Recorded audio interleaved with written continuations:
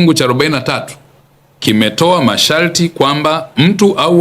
waandaaji wanaotaka kufanya mikusanyiko au maandamano katika eneo la umma wanapaswa kuwasilisha taarifa ya maandishi, written notification, kwa mkuu wa polisi wa eneo husika na kamanda wa polisi wa wilaya angalau saa 48 kabla ya tukio, na taarifa husika inatakiwa kutolewa ikiainisha: 1, mahali na muda wa mkusanyiko; 2, madhumuni ya mkusanyiko au maandamano; 3, taarifa nyingine zinazoweza kuhitajika kwa mujibu wa sheria. Hivyo baada ya taarifa husika kuwasilishwa, waandaaji wa mkutano au maandamano wanaweza kuendelea na maandalizi, isipokuwa tu pale mkuu wa polisi, kamanda wa polisi wa wilaya au mkoa, inategemeana na eneo,